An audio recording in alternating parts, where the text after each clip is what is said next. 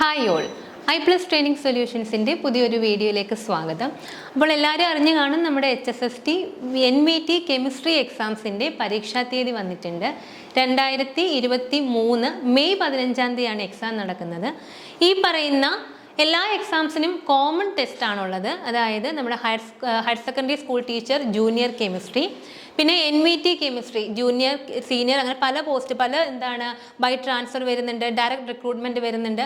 അങ്ങനെ എല്ലാത്തിൻ്റെയും കൂടി ഒരു കോമൺ ടെസ്റ്റാണ് വരുന്നത്. അതിൻ്റെ സിലബസും നമുക്കിപ്പോൾ PSC സൈഡിൽ അവൈലബിൾ ആണ്. അപ്പോൾ സിലബസ് നോക്കുമ്പോൾ ഒരുപക്ഷെ ഒത്തിരി കുട്ടികൾ പറഞ്ഞൊരു പേടിയാണ്, ഇത്രയും വാസ്റ്റ് സിലബസ് നമുക്ക് എങ്ങനെ ഈ 2 മാസം അല്ലെങ്കിൽ 2.5 മാസം കൊണ്ട് പഠിച്ച് കംപ്ലീറ്റ് ചെയ്യാൻ കഴിയുമെന്നുള്ളത്. നിങ്ങളുടെ കയ്യിൽ റെഡി ആയിട്ടുള്ള മെറ്റീരിയൽസ് ഉണ്ട്, ഇത്രയും നോട്ട്സ് നിങ്ങളുടെ കയ്യിലുണ്ടെങ്കിൽ നിങ്ങൾക്ക് മറ്റൊന്നും നോക്കേണ്ട, നിങ്ങൾക്ക് ധൈര്യമായിട്ട് തന്നെ പഠിച്ചു തുടങ്ങാം. അതല്ല, നിങ്ങൾ ഇത്രയും നോട്ട് സംഘടിപ്പിച്ച് നിങ്ങൾക്ക് പഠിക്കണമെങ്കിൽ അത് കുറച്ച് ബുദ്ധിമുട്ടായിരിക്കും.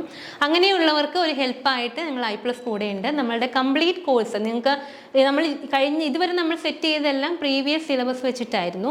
അപ്പം ആ സിലബസ് നിങ്ങൾക്ക് ഇപ്പോൾ ഓൾറെഡി റെഡി ആയിട്ട് അവൈലബിൾ ആണ്. അതിൻ്റെ കൂടെ പുതിയതായിട്ട് നമ്മുടെ സിലബസിൽ ഇൻക്ലൂഡ് ചെയ്ത എല്ലാ ടോപ്പിക്സും വളരെ അടുത്ത ദിവസങ്ങളിൽ തന്നെ നമ്മൾ അപ്ലോഡ് ചെയ്യും. അതുപോലെ തന്നെ നിങ്ങൾക്ക് എന്ത് ഡൗട്ട്സും ഉണ്ടെങ്കിൽ വളരെ എളുപ്പം തന്നെ ചോദിച്ച് ഞങ്ങൾ അത് ക്ലിയർ ചെയ്യുന്നതായിരിക്കും. അപ്പോൾ നമുക്ക് പുതിയ സിലബസ് ഒന്ന് ഡിസ്കസ് ചെയ്യാം.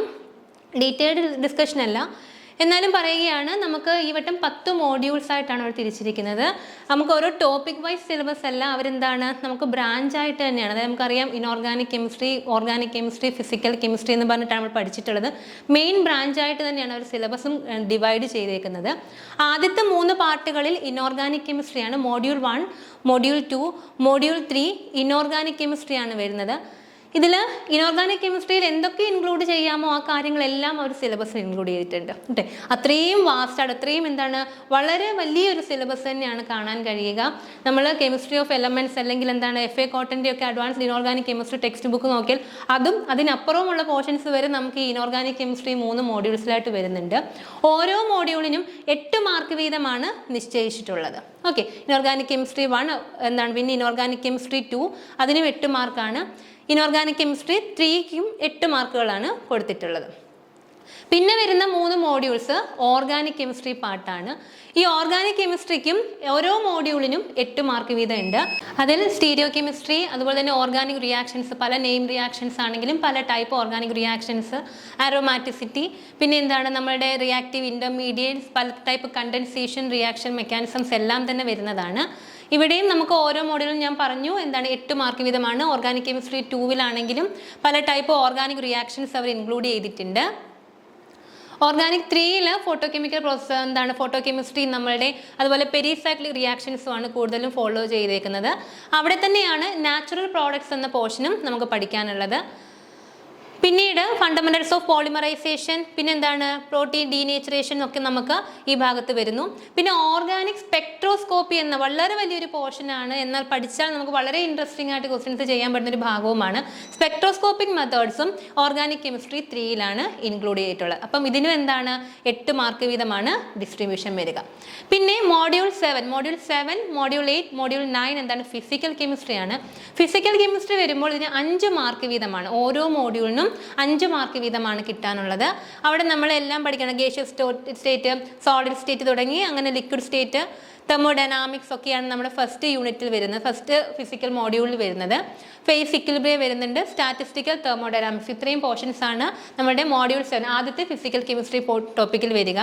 ഫിസിക്കൽ 2-വിനകത്ത് വരുന്ന നമ്മൾ അഡ്സോപ്ഷനെ കുറിച്ച്, ഡിഫറെൻറ്റ് ടൈപ്സ് ഓഫ് അഡ്സോപ്ഷനെ കുറിച്ചും അതുപോലെ തന്നെ സെം, ടെം അങ്ങനെയുള്ള കാര്യങ്ങളൊക്കെ അവിടെ പഠിക്കാനുണ്ട്. പിന്നെ ഇലക്ട്രോ കെമിസ്ട്രി ആൻഡ് അയോണിക്സ്, കണ്ടക്ടൻസിനെ കുറിച്ചും over potential Nernst equation, Debye Huckel equation ഒക്കെ നമ്മൾ ഈ യൂണിറ്റിൽ തന്നെയാണ് ഡിസ്കസ് ചെയ്യുന്നത്. പിന്നെ കൈനറ്റിക്സ്, കെമിക്കൽ കൈനറ്റിക്സും നമ്മൾ ഇവിടെ ഡീറ്റെയിൽ ആയിട്ട് തന്നെ നമുക്കവിടെ പഠിക്കാനുണ്ട്. ഓക്കെ, പിന്നീട് വന്നത് മോഡ്യൂൾ 9 ഫിസിക്കൽ 3 ആണ്. ഫിസിക്കൽ 3-ൽ നമ്മൾ ക്ലാസിക്കൽ മെക്കാനിക്സ് ആൻഡ് ലിമിറ്റേഷൻസും ക്വാണ്ടം മെക്കാനിക്സ്, വളരെ ഇമ്പോർട്ടൻ്റ് ആയ ഒരു പോർഷനാണ് ക്വാണ്ടം മെക്കാനിക്സും പറയുന്നു. ക്വാണ്ടം മെക്കാനിക്സിൽ ഒട്ടുമിക്ക എല്ലാ തിയറികളും നമുക്ക് പഠിക്കാനുണ്ട്. അപ്പം അത് വളരെ വലിയൊരു പോർഷനാണ്. മോളിക്കുലാർ ഓർബിറ്റൽ ഡയഗ്രാം ഒക്കെ ഡിസ്കസ് ചെയ്യണം. പിന്നെ മൾട്ടി ഇലക്ട്രോൺ സിസ്റ്റത്തിനെ കുറിച്ചും കമ്പ്യൂട്ടേഷണൽ കെമിസ്ട്രി, നമ്മൾ MSc-ക്കൊക്കെ ഡീറ്റെയിൽ ആയിട്ട് പഠിച്ചൊരു പോർഷനാണ് computational chemistry. So computational chemistry നമ്മളുടെ ഈ സിലബസിൽ അവർ ഉൾപ്പെടുത്തിയിട്ടുണ്ട്. പിന്നെ സിമട്രി എലമെന്റ്സ് നമ്മുടെ ഗ്രൂപ്പ് തിയറിയാണ്. ഗ്രൂപ്പ് തിയറിയിലെ പ്രിൻസിപ്പൽ, ക്യാരക്ടർ ടേബിൾ, അതുപോലെ തന്നെ എങ്ങനെയാണ് പോയിന്റ് ഗ്രൂപ്പ് ഐഡന്റിഫിക്കേഷൻ, എങ്ങനെയാണ് ഓരോന്നിന്റെ ആപ്ലിക്കേഷൻസ് ഓഫ് MO തിയറി നമ്മൾ പഠിച്ചിട്ടുണ്ട്. ഗ്രൂപ്പ് തിയറി വെച്ച് നമ്മൾ എങ്ങനെ സ്പെക്ട്രോസ്കോപ്പി പറയാൻ കഴിയും, MO തിയറി എങ്ങനെ പറയാൻ കഴിയും, അങ്ങനെയുള്ള കാര്യങ്ങളെല്ലാം പറയുന്നു. പിന്നെ എന്താണ് ഫിസിക്കൽ സ്പെക്ട്രോസ്കോപ്പിയും നമുക്ക് ഈ ഭാഗത്ത് പഠിക്കാനായിട്ടുണ്ട്. ഇനി ലാസ്റ്റ് മോഡ്യൂളാണ് എന്താണ് അനലിറ്റിക്കൽ, എൻവയോൺമെന്റൽ, മെറ്റീരിയൽ ആൻഡ് സുപ്രാമോളിക്കുലാർ കെമിസ്ട്രി എന്നൊരു പോർഷനാണ്. ഇതിനകത്ത് നമുക്ക് എത്രയാണ് 7 മാർക്കാണ് ക്വസ്റ്റ്യൻ ഡിസ്ട്രിബ്യൂഷൻ വന്നിരിക്കുന്നത്. ഇവിടെയാണ് നമ്മൾ അനലിറ്റിക്കൽ കെമിസ്ട്രിയിലെ എല്ലാ പോർഷൻസും പഠിക്കുന്നു. പിന്നെ എന്താണ് theory and practice of quantitative and qualitative analysis ഇവിടെ വരുന്നുണ്ട്. ക്രൊമാറ്റോഗ്രഫിക് ടെക്നിക്സ് എന്താണ്, പിന്നെ 12 പ്രിൻസിപ്പിൾസ് ഓഫ് ഗ്രീൻ കെമിസ്ട്രി നമ്മുടെ അനാസ്റ്റസിന്റെ ടെക്സ്റ്റിലെ ഏകദേശം എല്ലാ കാര്യങ്ങളും വരുന്നുണ്ട്. എന്താണ് ഗ്രീൻ കെമിസ്ട്രി, അതിന്റെ പ്രിൻസിപ്പിൾസ് എന്തൊക്കെയാണ്, ഫേസ് ട്രാൻസ്ഫർ കാറ്റലിസ്റ്റിനെ കുറിച്ചും ഗ്രീൻ സോൾവെന്റ്, ഗ്രീൻ റിയാക്ഷൻസ് ഒക്കെ ഇവിടെ പെടുന്നതാണ്.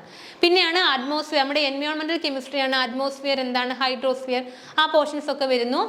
പിന്നെ നാനോ മെറ്റീരിയൽസിനെ കുറിച്ച്, നാനോ മെറ്റീരിയൽസ്, അതിന്റെ സിന്തസിസ്, അതിന്റെ എന്താണ് പ്രോപ്പർട്ടീസ് ഒക്കെ വരുന്നതാണ് ആ ഭാഗം. പിന്നെ അതുപോലെയാണ് നമ്മുടെ സുപ്രാമോളിക്കുലാർ കെമിസ്ട്രി, എന്താണ് സിന്തറ്റിക് റിസപ്റ്റേഴ്സ്, എന്താണ് സൈക്ലോഡെക്സ്ട്രിൻസ്, ഈ കാര്യങ്ങളൊക്കെയാണ് നമ്മുടെ ലാസ്റ്റ് മോഡ്യൂളിൽ ഇൻക്ലൂഡ് ആയിട്ടുള്ളത്. അപ്പം വളരെ വാസ്റ്റ് ആയിട്ടുള്ള സിലബസ് ആണ്. എന്നിരുന്നാലും ഞാൻ പറയുകയാണ്, ഈ 2.5 മാസം കൊണ്ട് നിങ്ങൾക്ക് പഠിക്കാൻ കഴിയുന്ന അത്രയും നിങ്ങൾ പഠിക്കുക. തീർച്ചയായിട്ടും ഈ വരുന്ന എക്സാംസിന് നന്നായിട്ട് പ്രിപ്പയർ ചെയ്യാൻ കഴിയട്ടെ. നിങ്ങളോടൊപ്പം ഞങ്ങളുണ്ട്. നമ്മുടെ ക്രാഷ് കോഴ്സ് അവൈലബിൾ ആണ്. നിങ്ങൾക്ക് ഇൻട്രസ്റ്റ് ഉണ്ടെങ്കിൽ ഡിസ്ക്രിപ്ഷനിലുള്ള ലിങ്കിൽ നിന്ന് നിങ്ങൾക്ക് ഡെമോ ക്ലാസ്സുകൾ കാണാം. പിന്നെ കോഴ്സ് ജോയിൻ ചെയ്യാൻ താല്പര്യമുള്ളവർ തന്നേക്കുന്ന നമ്പറുമായി ബന്ധപ്പെടുക. Okay, thank you.